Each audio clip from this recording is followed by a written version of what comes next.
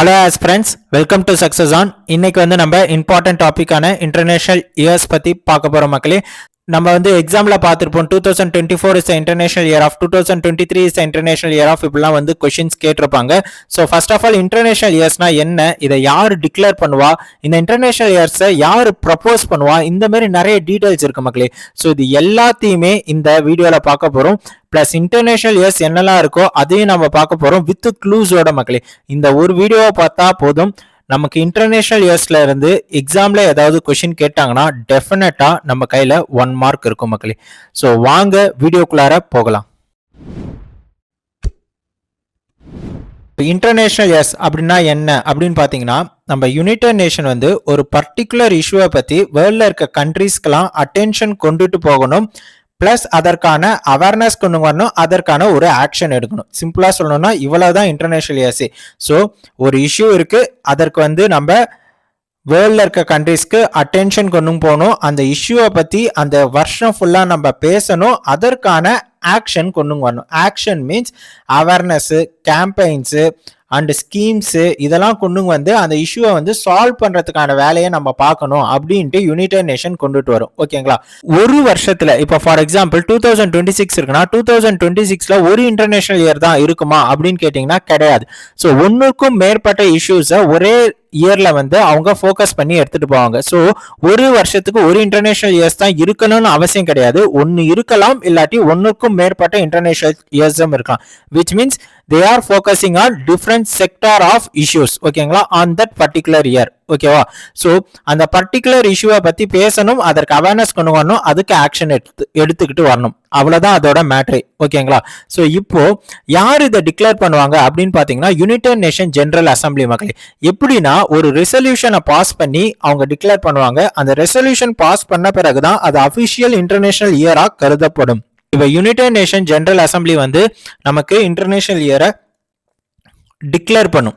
யாரு சார் இதை ப்ரப்போஸ் பண்ணுவா அப்படின்னு பாத்தீங்கன்னா, யுனைடெட் நேஷன் மெம்பர் கண்ட்ரிஸ் இருக்குல்ல மக்களே, இந்த மெம்பர் கண்ட்ரிஸ்ல ஒரு கண்ட்ரியோ இல்லாட்டி ஒன்னுக்கும் மேற்பட்ட கண்ட்ரியோ இந்த இன்டர்நேஷனல் இயரை ப்ரொபோசல் கொடுப்பாங்க. ஆர்எல்ஸ் யுனைடெட் நேஷன் ஏஜென்சிஸ் இருக்குல்ல, like food and agricultural organisation, world health organisation, இந்த மாதிரி யுனைடெட் நேஷன் ஏஜென்சிஸ் இந்த மாதிரி ஒரு இஷ்யூ இருக்கு, இதை நம்ம இன்டர்நேஷனல் இயரா வைக்கலாம் அப்படின்ட்டு ப்ரொபோசல் கொடுப்பாங்க.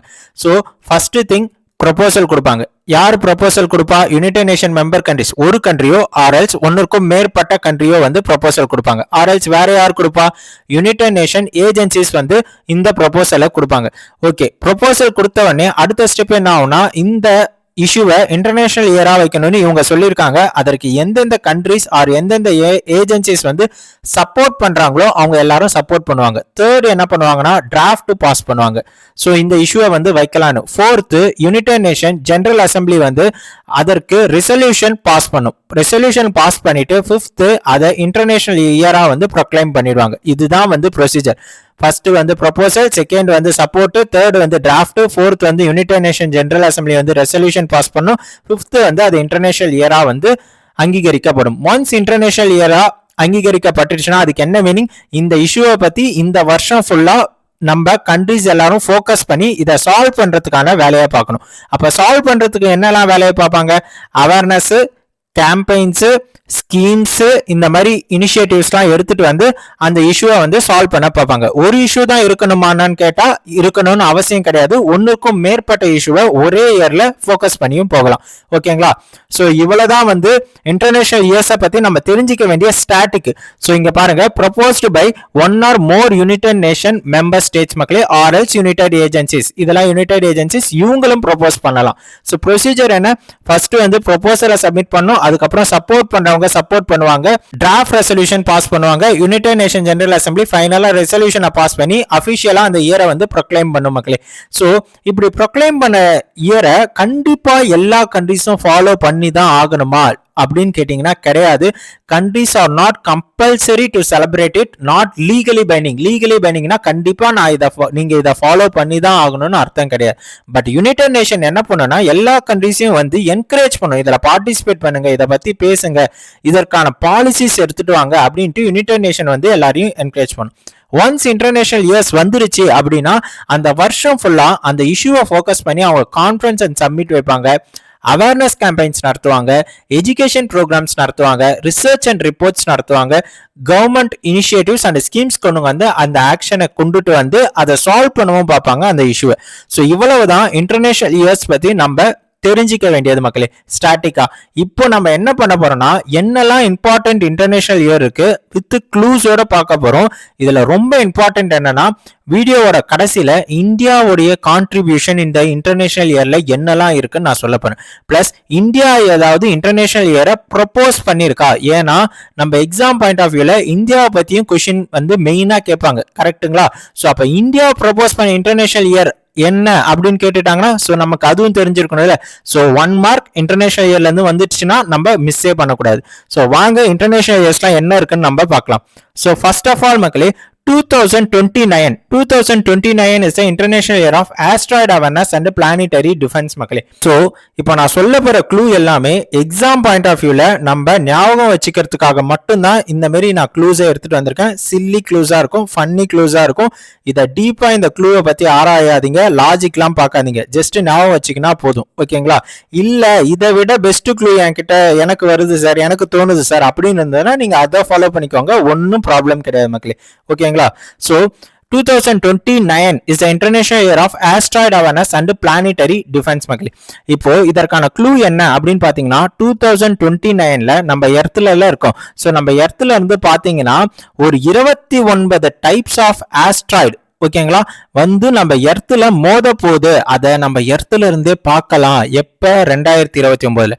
ஸோ நம்ம எர்த்துல இருந்தே 2029ல 29 டைப்ஸ் ஆஃப் ஆஸ்ட்ராய்டு வந்து நம்ம இடத்துல மோதுறத பார்க்கலாம் அப்படின்னு ஞாபகம் வச்சுக்கோங்க. நெக்ஸ்ட் 2027 மக்களே. ஸோ 2027 என்னன்னா 27 கடைசியா இருக்க அந்த 2 டிஜிட் மட்டும் நான் எடுக்கிறேன். ஸோ 27 கண்ட்ரீஸ்க்கு நான் டூரிசம் மேக் பண்ணணும்னா எனக்கு லீகல் லாஸ்லாம் தெரிஞ்சிருக்கணும். ஏன் சார் அப்படின்னு கேட்டீங்கன்னா 27 கண்ட்ரிலும் வேற வேற லாஸ் வந்து ஃபாலோ பண்ணுவாங்க, டிஃப்ரெண்ட் லாஸ் இருக்கும். நமக்கு பேசிக்கா சிம்பிளான லாஸ்லாம் தெரிஞ்சிருந்தா மட்டும்தான் அந்த ஊர்ல போயிட்டு நம்மளால சர்வை பண்ண முடியும். ஸோ அப்ப 27 கண்ட்ரீஸ்க்கு நீங்க டிராவல் பண்ணணும்னா உங்களுக்கு லீகல் லிட்ரஸி இருக்கணும், பேசிக்கான லாஸ் பத்திய லிட்ரஸி இருக்கணும். அப்பதான் நம்மளுடைய டூரிசம் ரொம்ப பீஸ்ஃபுல்லா அமையும் அப்படின்னு அர்த்தம், ஓகேங்களா? நெக்ஸ்ட் 2026 மக்களே, இது ரொம்ப இம்பார்ட்டன்ட். ஏன்னா இப்போ நம்ம 2026ல தான் இருக்கும். ஸோ 2026 என்னன்னு பாத்தீங்கன்னா international year of rangeland and pastoralist. Range லேண்ட்னா ஒரு பெரிய கிராஸ் லேண்ட், பாஸ்டோரலிஸ்ட்னா இந்த கிராஸ் லேண்ட்ல ஆடு மாடெல்லாம் மேய்ச்சலுக்கு விட்டு அதன் மூலியமா தன் கம்யூனிட்டியை டெவலப் பண்ணிக்கிறவங்க தான் வந்து பாஸ்டோரலிஸ்ட். ஸோ அப்ப நம்ம க்ளூ வந்து இந்த ரேஞ்ச் லேண்ட் அண்ட் பாஸ்டோரலிஸ்டா ஃபோக்கஸ் பண்ணி தான் நான் வச்சிருக்கேன், ஓகேங்களா? ஸோ அடுத்து என்னென்ன இன்டர்நேஷனல் இருக்குன்னு பாருங்க. International year of volunteers for sustainable development, international year of women farmers. இப்போ கீவேர்ட்ஸ்லாம் பாருங்களேன். Women farmers, volunteers for sustainable development, rangeland and pastoralist. இது மூணுத்தையும் கனெக்ட் பண்ணும் வித் 26ஓட, ஓகேங்களா? ஸோ என்ன க்ளூ அப்படின்னு பாத்தீங்கன்னா விமன் ஃபார்மர்ஸ்லாம் இருக்காங்களே, இந்த விமன்ஸ் ஃபார்மர்ஸ் வந்து ஒரு 26 ஏக்கர்ல ஒரு கிராஸ் லேண்ட் வச்சிருக்காங்க. இந்த 26 ஏக்கர் கிராஸ் லேண்ட் அதாவது ரேஞ்ச் லேண்டுன்னு ஞாபகம் வச்சுக்கோங்க, ஓகேங்களா? ரேஞ்ச் லேண்டு தான் நம்ம படிக்கணும், அப்பதான் நமக்கு எக்ஸாம்ல ஞாபகம் வரும். கிராஸ் லேண்டுன்னு படிச்சுட்டு போனீங்கன்னா கிராஸ் தான் ஞாபகம் வரும். ஸோ 26 ஏக்கர் ரேஞ்ச் லேண்ட்ல தன்னுடைய ஆடு மாடெல்லாம் மேய்ச்சலுக்கிட்டு தன்னுடைய கம்யூனிட்டியை சஸ்டைனபிளா அவங்க டெவலப் பண்ண பாக்குறாங்க, ஓகேங்களா? So women farmers 26 acres, rangeland, pastoralist, sustainable development மக்களே, ஓகேங்களா? ஸோ நெக்ஸ்ட் 2025 வந்து சயின்டிஸ்ட் பத்திய க்ளூ என்னன்னு பாத்தீங்கன்னா ஒரு டேக்கு 24 ஹார்ஸ் மக்களே. ஆனா சயின்டிஸ்டுக்கு ரிசர்ச் பண்ணதுனால 24 ஹார்ஸ் பத்தாது, அவங்களுக்கு வந்து 25 ஹார்ஸ் தேவைப்படுது. இப்போ 25 ஃபிக்ஸ் ஆயிடுச்சுங்களா? இந்த 25 ஹார்ஸ்ல சயின்டிஸ்ட்லாம் என்ன பண்ண போறாங்கன்னா கோஆபரேட்டிவா சேர்றாங்க. அதாவது எல்லா சயின்டிஸ்டும் ஒன்னு சேர்ந்து, கிளேசியர்ஸ்னா என்னது, பனிக்கல், ஓகேங்களா? ஸோ ஒரு குட்டியான பனிக்கல், ஓகேங்களா? ஸோ எல்லா சயின்டிஸ்டும் ஒன்னா சேர்ந்து, கிளேசியர்ஸ்னா பனிக்கல், அந்த பனிக்கல்ல குவாண்டம் சயின்ஸை பத்தி ரிசர்ச் பண்ண போறாங்க. அதற்கு அவங்களுக்கு எவ்வளவு டைம் தேவைப்படுதுன்னா 25 மணி நேரம் தேவைப்படுது. அப்படி ரிசர்ச் பண்றதுனால அவங்களுக்கு என்ன கிடைக்கும்னா பீஸ் கிடைக்கும் மக்களே. ஸோ சிம்பிளா பாருங்க, 25 ஹார்ஸ் தேவைப்படுது யாருக்கு, சயின்டிஸ்டுக்கு. ஸோ சயின்டிஸ்ட் எல்லாரும் ஒன்னா சேர்ந்து கோஆபரேட்டிவ்ஸ், கிளேசியர் பிரிசர்வேஷன், பணிக்கல். அதுல குவாண்டம் சயின்ஸை பத்தி ரிசர்ச் பண்ண போறாங்க. அப்படி பண்ணா என்ன கிடைக்கும்? பீஸ் அண்ட் ட்ரஸ்ட் கிடைக்கும். அவ்வளவுதான். ஓகேங்களா? இதற்கு எவ்வளவு நேரம் தேவைப்படுது? 25 hours. ஓகேங்களா? இப்போ 2024 மக்களே இன்டர்நேஷனல் இயர் ஆஃப் கேமலிட்ஸ். ஓகேங்களா? 2024 கடைசியில என்ன இருக்கு? 24. ஒரு நாளைக்கு எத்தனை மணி நேரம்? 24 மணி நேரம். அதாவது 2024ல 24 ஹார்ஸும் நீங்க கேமல்ல டிராவல் பண்ணியிருந்தீங்கன்னா உங்களுக்கு 2024 சூப்பரா அமைஞ்சிருக்கும். இதுதான் இதற்கான க்ளூ மக்களே. ஸோ நெக்ஸ்ட் 2023 கடைசியில 23 இருக்கு. ஆல்பபெட்ல 23க்கான என்ன ஆல்பபெட் வரும்? W வரும். ஸோ W திருப்பி போட்டீங்கன்னா மில்லட்ஸ் M வரும். ஓகேங்களா? ஸோ இதற்கு என்ன க்ளூனா 23 டைப்ஸ் ஆஃப் மில்லட்ஸ் வந்து நீங்க சாப்பிட்டீங்கன்னா நம்ம டயலாக்கா பஞ்சி டயலாக் மாதிரி சொல்லலாம், கேரண்டியா நமக்கு பீஸ் கிடைக்கும்னு. ஓகேங்களா? ஸோ 23 டைப்ஸ் ஆஃப் மில்லட்ஸை சாப்பிட்டா பஞ்சி டயலாக் மாதிரி சொல்லலாம், கேரண்டியா நமக்கு பீஸ் கிடைக்கும் அப்படின்னு. நெக்ஸ்ட் ஸோ 2023, 24, 25, 26 இதுல இருக்க எல்லா இஷ்யூஸையும் ஒரு பர்டிகுலர் இயர்ல இருக்கும் நான் சொன்னல. ஸோ 2026னா 3 இஷ்யூஸ் இருக்கு. ஸோ 2027னா 2 இருக்கு. ஸோ இப்படி எல்லாத்தையுமே வந்து நம்ம பார்த்துட்டோம். இதை தவிர்த்து இன்டர்நேஷனல் இயர்ஸ்ல இம்பார்ட்டன்ட் இயர்ஸ் நிறைய இருக்கு. ஸோ அந்த இம்பார்ட்டன்ட் இயர்ஸ்லாம் என்ன வித் க்ளூவோட பார்க்கலாம். ஓகேங்களா? ஸோ 1960 வேர்ல்டு ரெஃப்யூஜி இயர் மக்களே. இதுதான் வந்து ஃபர்ஸ்ட் இன்டர்நேஷனல் இயர். இது ரொம்ப இம்பார்ட்டன்ட். இதுதான் வந்து first international year. So 60 refugee எப்படி ஞாபகம் வச்சுக்கலாம்னா இந்தியாவில் 60 வயசுல இருக்க அகதிகள் தான் அதிகம். ரெஃப்யூஜினா அகதிகள். ஓகேங்களா? ஸோ 60 வயசுல தான் அதிகமான அகதிகள் இந்தியாவில் இருக்காங்க. ஸோ அதனால 1960 ரெஃப்யூஜிக்கான இயர் அப்படின்னு ஞாபகம் வச்சுக்கோங்க. Next 68 1968 international year of human rights. So 1968ல கடைசி 2 டிஜிட் பாருங்க, 6, 8, 68. ஸோ 6 வயசா இருந்தாலும் சரி, 8 வயசா இருந்தாலும் சரி, 68 வயசா இருந்தாலும் சரி, ஹியூமன்ஸ்க்கு ஒரு பிரச்சனைனா ஹியூமன் ரைட்ஸ் வந்து கேட்கும். இதுதான் இதற்கான க்ளூ. ஓகேங்களா? So next 1974. ஸோ 1974 வந்து வேர்ல்டு பாப்புலேஷன் இயர் மக்களே. ஸோ இதற்கு வந்து நான் க்ளூ எதுவுமே வைக்கல. உங்களுக்கு ஏதாவது பெஸ்ட் க்ளூ வந்து இதை கனெக்ட் பண்ற மாதிரி 1974ஐயும் பாப்புலேஷனையும் கனெக்ட் பண்ற மாதிரி வந்துச்சுன்னா நீங்க அதை கமெண்ட் பாக்ஸ்ல கமெண்ட் பண்ணி விடுங்க, மற்றவங்களும் பார்த்து தெரிஞ்சுக்கிட்டோம். 1979 வந்து இன்டர்நேஷனல் இயர் ஆஃப் சைல்டு மக்களே. நான் என்ன பண்ண போறேன்னா இந்த 79, 81, 92, 94, 96 இது எல்லாத்தையும் ஒரே ஸ்டோரியில கனெக்ட் பண்ணி இதர் எல்லாத்துக்கும் ஒரே க்ளூவா வைக்க போறேன். எப்படின்னு பார்ப்போம். ஸோ 79 வந்து இன்டர்நேஷனல் இயர் ஆஃப் சைல்டு மக்களே. ஸோ 79ல வந்து ஒரு சைல்டு பிறக்கிறாங்க. அவங்க ரொம்ப பாவர்ட்டினால கஷ்டப்படுறாங்க, ரொம்ப கஷ்டமான சூழ்நிலையை அனுபவிக்கிறாங்க. இது பார்த்தாதுன்னு அதுல இருந்து கரெக்டா 2 வருஷம் ஆன பிறகு 81ல அவங்களுக்கு ஏதோ ஒரு சின்ன ஆக்சிடென்ட்ல அவங்க டிசேபிள்டாவும் ஆயிடுறாங்க. அதனால இன்னும் ரொம்ப கஷ்டப்பட்டு அவங்க வந்து ஒரு குறிக்கோள் வைக்கிறாங்க. என்னன்னு பாத்தீங்கன்னா நம்ம எப்படியாவது ஸ்பேஸுக்கு போகணும் அப்படின்னு வந்து ஒரு கோலும் வச்சிருந்திருக்காங்க அந்த சைல்டு. ஸோ 79 சைல்டு ரொம்ப பாவர்ட்டியில கஷ்டப்படுறாங்க. கோல் என்னன்னா ஸ்பேஸுக்கு போகணும் அப்படின்னு அவங்களுக்கு ஒரு ஆசையும் இருக்கு. ஸோ இந்த சூழ்நிலையில 81ல 2 வருஷம் கழிச்சு அவங்க டிசேபிள்டும் ஆயிடுறாங்க. ஸோ நெக்ஸ்ட் 92ல அவங்க கோல் அச்சீவ் பண்ணி அவங்க ஸ்பேஸுக்கும் போயிடுறாங்க. ஸோ 94ல ஸ்பேஸ்ல அவங்க ஃபேமிலியை அவங்க வந்து பில்ட் பண்ணிடுறாங்க. ஸோ 96ல அதுக்கப்புறம் அவங்க பாவர்ட்டியை அவங்க எலிமினேட் பண்ணிடுறாங்க. இதுதான் அதற்கான க்ளூ மக்களே. ஸோ 79 சைல்டு, 81 டிசேபிள்டு, 92 ஸ்பேஸ், எல்லாமே 2 வருஷம் கேப் இருக்கும் பாருங்க. இங்க மட்டும்தான் ஒரு பெரிய கேப் இருக்கும். ஸோ இதுல இருந்து 92 ஸ்பேஸ், 2 வருஷம் கேப்ல 94 ஃபேமிலி, ஸோ 96 வந்து பாவர்ட்டி மக்களே. ஓகேங்களா? ஸோ இப்போ இதுல ரிமைனிங் என்ன இருக்கு? 1985 இருக்கா? 1985 வந்து international year of United Nation. United Nation General Assembly தான் இது எல்லாத்தையும் டிக்ளேர் பண்ணுதுன்னு நான் சொன்னேன். ஸோ அப்போ யுனைடெட் நேஷனுக்கு வந்து ஒரு தனியா இயர் இருக்குன்னா அதை நம்ம மிஸ் பண்ணலாமா? மிஸ் பண்ணக்கூடாதுல. ஸோ 1945ல தான் ஃபர்ஸ்ட் யுனைடெட் நேஷன் வந்து ஃபார்ம் பண்ணாங்க. அதுல இருந்து கரெக்டா 40 வருஷத்துக்கு அப்புறம் அதற்கான இயரை கொண்டாடுறோம். ஸோ 1985 வந்து United Nation, international year of United Nation. So 45ல வந்தது, அதுல இருந்து 40 ஆட் பண்ணிக்கோங்க. 1985 international year of United Nation. So 2004 மக்களே. ஸோ 2004 வந்து international year of rice. So நம்ம எல்லாருக்குமே தெரியும் 2004ல என்ன வந்தது? சுனாமி வந்தது. சுனாமி வந்ததுனால எல்லாரும் ரைஸ் இல்லாம ரொம்பவே கஷ்டப்பட்டாங்க. அதனால 2004 வந்து இன்டர்நேஷனல் இயர் ஆஃப் ரைஸ் மக்களே. இப்போ அப்படியே இதை வச்சு அடுத்த இயரையும் கனெக்ட் பண்றோம். ஸோ 2004ல வந்த சுனாமிக்கான ரீசன் ரீசன், அதன் பின்னாடி ஒரு சயின்ஸ் இருக்கு, அது பின்னாடி வந்து ஒரு பிசிக்ஸ் இருக்கு அப்படின்ட்டு 2005 தான் கண்டுபிடிக்கிறாங்க. என்னன்னு, சுனாமி வந்ததுல ஒரு பிசிக்ஸ் இருக்கு அப்படின்ட்டு அடுத்த வருஷம் தான் கண்டுபிடிக்கிறாங்க. ஸோ அதனால 2005 வந்து இன்டர்நேஷனல் இயர் ஆஃப் பிசிக்ஸ் மக்களே. ஓகேங்களா? ஸோ நெக்ஸ்ட் 2008 வந்து இன்டர்நேஷனல் இயர் ஆஃப் லாங்குவேஜஸ். நம்ம பாலிட்டியில பாத்தீங்கன்னா 8th ஷெட்யூல்ல தான் லாங்குவேஜஸ்லாம் வச்சிருப்பாங்க. ஸோ அப்ப 8th ஷெட்யூல் லாங்குவேஜஸ். ஓகேங்களா? So 2008 language. ஓகேங்களா?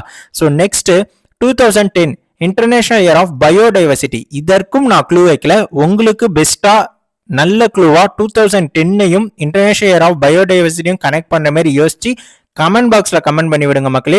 ஸோ மற்றவங்களும் பார்த்து யூஸ்ஃபுல்லா தெரிஞ்சுக்கிட்டோம். ஓகேங்களா?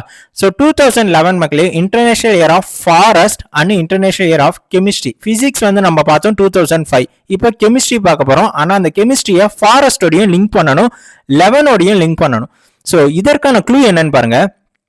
நம்மளுக்கு கரெக்டா 2011 வந்து ஒரு ரூமர் வந்துச்சு. என்ன தெரியுமா? 2012 வந்து உலகம் அழியுமா அப்படின்னு ஒரு ரூமர் வந்துச்சு. அது ஏன் அந்த ரூமர் வந்துச்சுன்னா, ஸோ ஃபாரஸ்ட் வந்து அதுல நிறைய கெமிக்கல் ரியாக்ஷன்லாம் அந்த ஃபாரஸ்ட்ல நடந்து காடுகள்லாம் அழிஞ்சு கொண்டு இருந்தது 2011. ஸோ காடு அழிஞ்சா நாடும் அழிஞ்சிரும். அதனால 2011 forest and chemical reaction chemistry ஞாபகம் வச்சுக்கோங்க. So forest plus chemistry 2011. இதனால தான் 2012 உலகம் அழியுமான்னு ஒரு ரூமர் வந்து பரவிச்சு. ஓகேங்களா? ஸோ இது ஜஸ்ட் க்ளூக்காக தான், இந்த மாதிரி ஞாபகம் வச்சுக்கோங்க. ஓகேங்களா? So next 2015 international year of soils and international year of light மக்களே. ஸோ நம்ம ஒரு விஜயகாந்த் படத்துல பார்த்துருப்போம். ஸோ ஒரு கைப்பிடி மண் எடுத்துட்டு இதுல எத்தனை மண் அப்படின்னு என்ன சொல்லுவாங்க. ஓகேங்களா? ஸோ நம்ம என்ன பண்ண போறோம்னா ஒரு க்ளூ வச்சுக்க போறோம். ஸோ ஒரு கைப்பிடி நீங்க மண் எடுத்துட்டீங்கன்னா அதுல லைட் அடிச்சிங்கன்னா அந்த சாயில் இருக்குல்ல, அந்த சாயில் வந்து 15 சாயிலா வந்து பிரிஞ்சிரும் அப்படின்னு நான் வச்சுக்கோங்க. ஸோ சாயில்ல லைட் அடிச்சிங்கன்னா அது 15 மைனஸ் சாயில் பார்ட்டிகல்ஸ் இருக்குல்ல, அது 15 பிரிஞ்சிரும். ஸோ எப்ப லைட்டை சாயில்ல அடிச்சா 2016 இன்டர்நேஷனல் இயர் ஆஃப் பல்சஸ். ஓகேங்களா? ஸோ பல்சஸ்னா பருப்பு வகையெல்லாம் நம்ம கிட்ட மொத்தம் 32 பல்லு இருக்கும். அதுல 16 வகையான பருப்பு வகைகள், 16 வகையான பல்சஸை 16 பல்லுல வச்சு நீங்க அரைச்சி சாப்பிட்டீங்கன்னா நீங்க 16 பெற்று பெருவாழ்வு வாழ்வீங்க. ஓகேங்களா? So international year of pulses 16 வகையான பல்சஸை 16 பல்லுல வச்சு அரைச்சி சாப்பிட்டீங்கன்னா நீங்க 16 பெற்று பெருவாழ்வு வாழ்வீங்க அப்படின்றத க்ளூவா ஞாபகம் வச்சுக்கோங்க மக்களே. So next 2019 international year of indigenous languages. ஓகேங்களா? இந்த 2019 COVID-19 கொரோனா வந்த ஸ்டார்டிங் பீரியட், கொரோனா வந்த பீரியட். ஓகேங்களா? ஸோ 2020 கொரோனா பீக்ல இருந்த பீரியட், 2021 போஸ்ட் கொரோனா. ஸோ இது எப்பயுமே நான் எந்த க்ளூவை நம்ம கரண்ட் அஃபேர்ஸ்ல படிச்சாலும் 2019 வருதா கொரோனாவோட கனெக்ட் பண்ணிடுங்க, 2020 கொரோனா பீக்கோட கனெக்ட் பண்ணிடுங்க, 2021 அதை போஸ்ட் கொரோனாவோட கனெக்ட் பண்ணுங்க. ஸோ அதே மாதிரி 2019 கொரோனா வந்த பீரியட்ல எல்லாரும் அவங்களுடைய நேட்டிவ் லாங்குவேஜஸ்ல இப்படி ஒன்று பரவுது, கொரோனான்னு ஒன்று பரவுது அப்படின்னா அவங்க நேட்டிவ் லாங்குவேஜஸ்ல பக்கத்துல இருக்கவங்க கிட்ட சொல்லிக்கிட்டாங்க. So 2020 international year of nurse and midwife. So corona பீக்ல இருந்த டைம்ல நமக்கு ஹெல்ப் பண்ணது யாரு? நர்சஸ், மிட்வைஃப், டாக்டர்ஸ், இவங்க தான். ஸோ அப்ப இதற்கு க்ளூவே கிடையாது. 2020 nurse and midwife, 2019 corona starting period indigenous லாங்குவேஜஸ்ல கொரோனா பரவுதுன்னு சொல்லிக்கிட்டாங்க. 2021 post corona fruits and vegetables. என்னதான் அது போஸ்ட் கொரோனாவா இருந்தாலும் மக்களுக்குள்ளார ஒரு பயம் இருந்தது, இதெல்லாம் சாப்பிடலாமா சாப்பிடக்கூடாதான்னு. அதனால அவங்க என்ன பண்ணாங்கன்னா மோஸ்ட்லி ஃப்ரூட் அண்ட் வெஜிடபிள் தான் சாப்பிட்டாங்க அப்படின்னு க்ளூவா ஞாபகம் வச்சுக்கோங்க. ஓகேங்களா? ஸோ 2022 மக்களே இன்டர்நேஷனல் இயர் ஆஃப் கிளாஸ். ஒரு கிளாஸ் இருக்கு, அதுல ஒரு கல்லை போட்டா அது எப்படி உடையும்? அது 2 பாதியா உடையும். ஸோ அப்ப 2 கிளாஸ் எடுத்து 2 கல்லை எடுத்து நீங்க போட்டீங்கன்னா அது 2 உடையும் இப்படின்னு ஞாபகம் வச்சுக்கோங்க. ஸோ 2 கிளாஸ் 2 கல்லை போட்டீங்கன்னா அது 2 உடையும் அப்படின்னு வச்சுக்கோங்க. So 2022 international year of glass மக்களே. ஓகே, இப்போ ஃபைனலா இந்தியாவுடைய கான்ட்ரிபியூஷன் என்ன இந்த இன்டர்நேஷனல் இயர்ஸ்ல அப்படின்னு பார்ப்போம். ஓகேங்களா. So 2023 is the international year of millets மக்களே. இது நம்ம பார்த்துருக்கோம். ஓகேங்களா. இதற்கு க்ளூ என்ன சொன்னேன், 23னா டபிள்யூவை திருப்பி போட்டிங்கன்னா எம். ஸோ 23 டைப் ஆஃப் மில்லட்டை வந்து நம்ம சாப்பிட்டோம்னா நம்ம பஞ்சி டைலாக்கா சொல்லலாம், நம்மளுக்கு பீஸ் கேரண்டி. இதுதான் சொன்னேன். ஓகேங்களா. இப்போ நான் 23 பார்த்தோன்னே இது எல்லாமே கனெக்ட் ஆகுதா, இந்த எல்லா க்ளூவும் எனக்கு 23யோட கனெக்ட் ஆகுதா.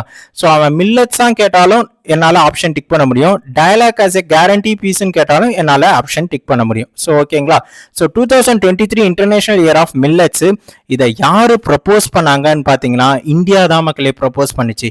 இந்த இந்தியா ப்ரப்போஸ் பண்ண இன்டர்நேஷனல் இயர் ஆஃப் மில்லட்ஸை சப்போர்ட் பண்ணது யாரு அப்படின்னு பார்த்தீங்கன்னா ஃபுட் அண்ட் அக்ரிகல்ச்சர் ஆர்கனைசேஷன் மக்களே.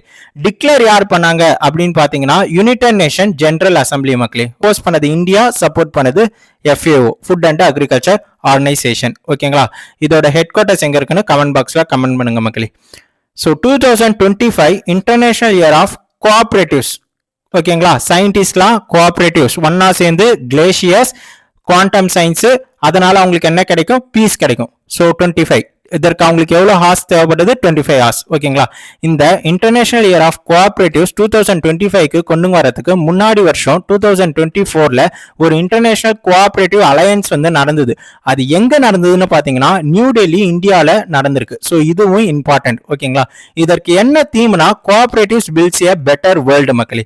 ஸோ இவ்வளவுதான் இன்டர்நேஷனல் இயர்ஸ் பத்தி நம்ம தெரிஞ்சுக்க வேண்டியது.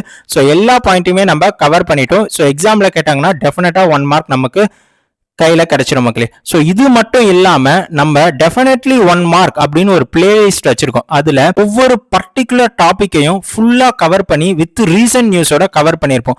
ஸோ இதன் மூலயமா அந்த பர்டிகுலர் டாபிக்ல இருந்து கொஸ்டின் வந்துருச்சுன்னா டெஃபினட்டா 1 மார்க் நம்ம கையில இருக்கும். ஸோ இதுல என்னெல்லாம் போட்டிருக்கேன் அப்படின்னு பாருங்க. ராம்சார் சைட்ஸ் போட்டிருக்கேன், சிட்பி போட்டிருக்கேன், பிரதான் மந்திரி ஜன்தன் அக்கௌண்ட்ஸ், உட்கம் போர்ட்டலு, உதயம் போர்ட்டலு, ஆயுஷ்மான் பாரத், அதுக்கப்புறம் ஸ்மால் சேவிங் ஸ்கீம்ஸ்ல 3 பார்ட் போட்டிருக்கேன். ஸ்மால் சேவிங் ஸ்கீம்ஸ்னா என்ன, கிசான் விகாஸ் பத்ரானா என்ன, பப்ளிக் ப்ராவிடன்ட் ஃபண்ட்னா என்ன, சுகன்யா சம்ரிதி யோஜனானா என்ன, இது எல்லாத்தையுமே அந்த பர்டிகுலர் டாபிக்கை மட்டும் கவர் பண்ணி போட்டிருக்கோம். ஸோ இந்த பிளேலிஸ்ட்ல போய் இருக்கிற வீடியோஸ்லாம் பாருங்க. எக்ஸாம் பாயிண்ட் ஆஃப் வியூல ரொம்பவே யூஸ்ஃபுல்லா இருக்கும் மக்களே. இந்த கொஷின்ஸ்க்குலாம் வந்து நீங்க கமெண்ட் பாக்ஸ்ல கமெண்ட் பண்ணி விடுங்க மக்களே, என்ன வந்து ஆன்சர்னு. ஓகேங்களா. ஸோ அவ்வளவுதான். சக்சஸ் ஆன சப்ஸ்கிரைப் பண்ணிக்கோங்க. ஸோ இந்த மாதிரி இம்பார்ட்டன்ட் டாபிக்ஸ்லாம் நம்ம ஃபோக்கஸ் பண்ணி எடுத்துட்டு போவோம். தேங்க்யூ மக்களே.